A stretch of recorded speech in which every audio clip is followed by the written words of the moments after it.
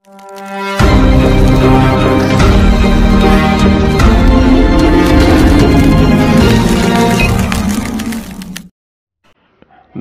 విశ్వకర్మణే. పరిమళ చోళుని కథ స్కాంతారాతికోట పతనము 2వ భాగం. ఒకనాటి సూర్యోదయ సమయమున బ్రహ్మయాచార్యులు తన నిత్యానుష్ఠానములకు స్నాన సంధ్యాదులు ముగించి అనంతరము రాజస్థానమునకు బయలుదేరుచు ముందుగా తన దినచర్యలో ముఖ్య భాగమగు తన ఆరాధ్య దైవముల ఆరాధించుటకై శిల్పశాలలో ప్రవేశించిన బ్రహ్మయాచార్యులు ఉదయభానుని తొలి కిరణములచే ప్రకాశించు శ్రీ గాయత్రి విశ్వకర్మ భగవానుల దివ్య సన్నిధిలో పూజా పీఠములపై గురుస్థానమున కూర్చుండి ముందుగానే సిద్ధపరిచియున్న చతుష్కోణముగా నిర్మించిన యజ్ఞకుండమున హోమాగ్నిని రగిల్చి ప్రణవ వేదోక్త మంత్రములతో హోమములు నర్చి ఆ ఆదిదేవుల ఏకాగ్ర చిత్తమున జపించుచు ధ్యాననిష్ఠుడై ఉండగా ఆ శిల్పశాలలో ప్రవేశించిన కార్మిక శ్రేష్ఠులు కార్యార్థులైన నగర ప్రజలు ముందుగా ఆ దివ్యమూర్తులకు ప్రణమిల్లి ఆచార్యుల వారి ఆశీస్సులు పొంది తమ తమ కార్యములలో నిమగ్నులగుచుండిరి.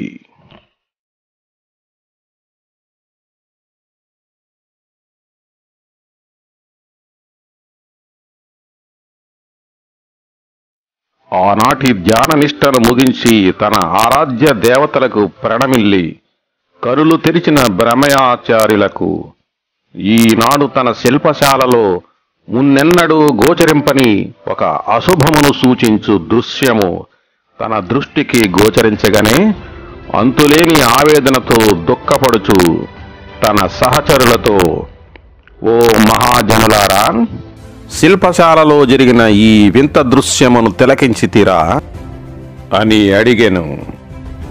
గగనసీమలో రెపరెపలాడుచూ కనిపించు హనుమధ్వజంబు ఏలనో ఈనాడు కాంతి విహీనమై తలవ్రాల్చి పక్కకు ఒరిగినట్లుగా కనిపించుటతో భవితవ్యమెరిగిన ఆచార్యుల వారి హృదయము భయోత్పాతముతో వణుకుచు నిలబడుటకు కూడా శక్తి లేక కృంగిపోవుచు ఎంత అణుచుకొన్నను హృదయావేదన భరింపలేక ఉన్నచోటనే కుప్పగా కూలిపోయెను.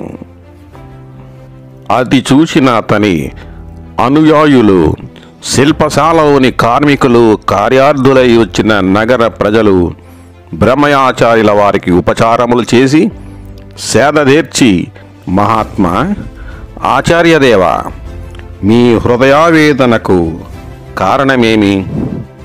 మీరేల ఈనాడింతటి భయాందోళనలకు గురి అగుచుంటిరి? మీ స్థితిని చూసిన మేమందరము భయభ్రాంతులవగుటేగాక మాకందరకు ప్రాణములు పోయినట్లు అనిపించుచున్నవి. కావున మాయందు కరుణతో మొదట మీరు ప్రశాంతులై మీకీనాడు కలిగిన ఈ ఆవేదనకు కారణమేమిటో తెలుపుమని ఏకకంఠమున ప్రార్థించిరి. వారి ప్రార్థనలతో తేరి స్పృహలోనికి వచ్చిన బ్రహ్మయాచార్యులు, ఓ విశ్వకర్మ వంశ వర్ధనులారా, విశ్వకర్మ కులాభిమానులారా, చూచినారు కదా, ఈనాడు మన శిల్పశాలలో అశుభము గోచరించు ఈ దృశ్యము మనలను, మన వంశమును సదా కాపాడి రక్షించు మన విశ్వకర్మ వంశ విజయానికి ప్రతీకగా రెపరెపలాడుచు విజయదుందుబి మ్రోగించుచు ఆకాశమున వెలుగు తారవలే ప్రకాశించు హనుమధ్వజము నేలవ్రాలి విశ్వకర్మ వంశీయులకు జరగబోవు దుష్పరిమాణములను ముందుగానే మనకు బోధించుచున్నట్లు నా మనస్సుకు గోచరించుచున్నది.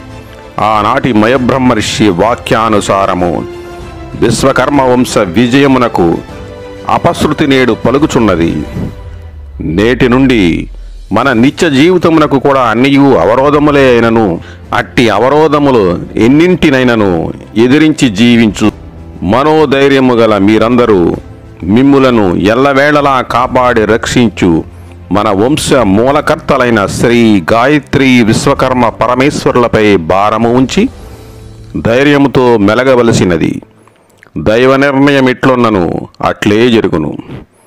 కావున మీరు దైవమునందు భక్తితో మీ మీ కార్యములను నెరవేర్చుడు అని శిల్పశాలలోని వారితో బాధతో పలకగా, వారు మహానుభావ, మాకంతయు అయోమయముగా ఉన్నది, అసలు మీ ఆవేదనకు గల కారణమేమిటో వివరముగా తెలుపుడనగా, బ్రహ్మయాచార్యులు ఈ విధముగా తెలుపసాగెను. ఈ సృష్టికే ఆది దైవములు, ఆది దంపతులు అయిన పురాణ పుణ్య దంపతులు గౌరీ శంకరుల వివాహ సమయమున ప్రప్రథమముగా జరుగు వివాహ శుభకార్యమునకు స్వయముగా విరాట్ విశ్వకర్మ పరమేశ్వరుడు పురోహితము నెరవేర్చి వారిని ఈ సృష్టికే ఆది దంపతులుగా నొనర్చి దేవ పురోహితుడై ఆచార్యుడుగా ఆరాధ్యుడుగా గౌరవింపబడినాడు.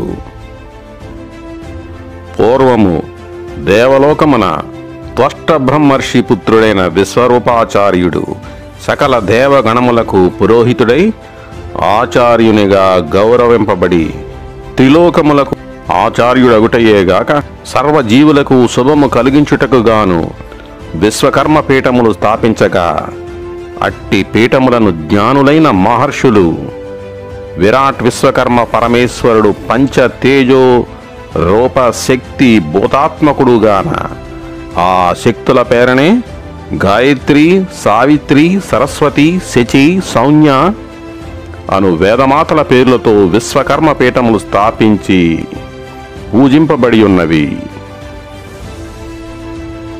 గాయత్రి, సావిత్రి, సరస్వతి, శచి, సంజ్ఞ అను పేర్లతో విశ్వాత్మకుడు, వామదేవుడు, బోధాయనుడు, సనాభుడు, శృతివర్ధనుడు మొదలగు బ్రహ్మర్షులు ఈ పీఠములను పంచపీఠములుగా స్థాపించి పీఠాధిపత్యములను వహించియుండిరి.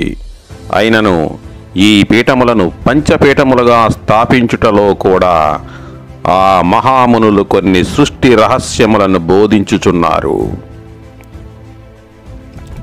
స్థూల సూక్ష్మములుగానున్న ఈ సృష్టి అంతయు పాంచభౌతికము అనగా పృథివీ, జలము, అగ్ని, వాయువు, ఆకాశము అనేది పంచభూతములచే ఏర్పడి పంచరూపములతో స్ఫటిక, నీల, తామ్ర, ధూమ్ర, సువర్ణాది పంచవర్ణములతో సద్యోజాత, వామదేవ, తత్పురుష, అఘోర, ఈశానములను పంచముఖములతోనున్న ఈ విశ్వమును సృష్టి, స్థితి, లయ, తిరోధాన, అనుగ్రహములనెడు పంచకర్మలను నడుపు శక్తులు కూడా 5: ఆదిశక్తి, పరాశక్తి, ఇచ్ఛాశక్తి, క్రియాశక్తి అని పంచశక్తులుగా నుండి వీరికధిపతులుగా మను, మయ, త్వష్ట, శిల్పి, విశ్వజ్ఞాదులు బ్రహ్మర్షులుగా నుండి పురాణ వాంగ్మయములో బ్రహ్మ, విష్ణు, మహేశ్వర, ఇంద్ర, సూర్యులని పంచమూర్తులుగా వీరికి భార్యలుగా సరస్వతి, లక్ష్మి, పార్వతి, శచి, సంజ్ఞాది దేవతలుగా ఉన్నారు. పంచమూర్తులనే వేదములయందు సానగ, సనాతన, అహబోన, ప్రజ్ఞ, సుపర్ణసాది ఋషులుగా వర్ణించి ఉన్నారు. ఈ పంచఋషులే విశ్వకర్మ వంశీయులకు మూల పురుషులుగా, వంశకర్తలుగా, గోత్ర ఋషులుగా ఉన్నారు. ఇట్టి విషయాలను నాగరఖండము మూల స్తంభము నుండి మనము తెలుసుకొనవచ్చును. ఈ సర్వ విషయములను తెలుసుకున్నటకు శబ్ద, స్పర్శ, రూప, రస, గంధములను జ్ఞానేంద్రియ పంచకములుగా, వచన, దాన, గమన, విసర్జన, ఆనందములను కర్మేంద్రియ పంచకములుగా నుండి ఈ విధముగా పాంచభౌతికములతోనున్న ఈ సమస్త పంచతాత్విక రహస్యములను సూచించుటకే సృష్టికర్త అయిన విశ్వకర్మ పరమేశ్వరుడు సర్వజీవుల యొక్క కరచరణములకు పంచాంగులను మాత్రము సృష్టించి సృష్టి రహస్యములను తెలుపుచుండిన కారణముగా జ్ఞానులైన మన పూర్వఋషులు ఈ పంచసంఖ్యా రహస్యమును సూచించుటకు గాను సాకారాధన అనగా విగ్రహారాధనలో రహస్యమును జగత్ సృష్టికర్తలైన శ్రీ గాయత్రి విశ్వకర్మ పరమేశ్వరులకు పంచముఖములుగా చిత్రించి ఆరాధించి ధరించుచు పంచసంఖ్యకు ఇంతటి ప్రాముఖ్యముండుట చేతనే సర్వలోక క్షేమము కొరకు పంచపీఠములుగా ఆ మహాశక్తుల పేర్లనే విశ్వకర్మ పీఠములను స్థాపించి సర్వజీవుల సుఖశాంతుల కొరకు పాటుపడినట్లు గార్గేయాగమము వలన తెలియుచున్నది. కృతయుగమన త్వష్టయు, త్రేతాయుగమన గీష్పతి అనగా బృహస్పతి, ద్వాపరయుగమన విశ్వరూపుడును, కలియుగమన బోధాయనుడును మహామునులు ఆచార్యత్వము వహించినారనియు, మహాతపస్సాలియు త్వష్టపుత్రుడగు శ్రీముఖాచార్యుడు అన్ని వర్ణములకు గురుత్వమును పొంది ఆచార్యుడిగా పూజింపబడి ఉన్నాడు. పై విధముగా త్వష్ట, విశ్వరూపుడు, గీష్పతి, బోధాయనుడు విశ్వకర్మ వంశీయులే అని శాస్త్ర పఠనమునర్చిన వారందరకు విశదమే కదా. మహర్షులచే స్థాపింపబడి ముల్లోకవాసులచే ఆరాధింపబడి కాలక్రమమున మానవలోకములో కూడా వ్యాప్తి చెంది ఆ పీఠములకు మేధావులైన విశ్వకర్మ వంశీయులు పీఠాధిపతులుగా ఉండి సకల ధర్మములను సకల శాస్త్రములను లోకవ్యాప్తి చేయుటకు గాను వారు దేశము నలుమూలలా సంచరించి జ్ఞానబోధలు గావించుటేగాక వారిని గౌరవించగల మహారాజుల అండజేరి పరిపాలనలో ఒక భాగముగా తమ విశ్వకర్మ గురుపీఠములను స్థాపించుకుని రాజునకు ధర్మశాస్త్రములు బోధించుచు పరిపాలనా విషయంలో వారి కాప్తులై పాలకులకు ప్రజలకు ఏ విధమైన భేదభావములు లేకుండా ప్రజలను పాలకులను ఒకే త్రాటిపై నడిపించుచు విశ్వకర్మ వంశీయులనగా జగద్గురువులని కీర్తింపబడుచుండిరి.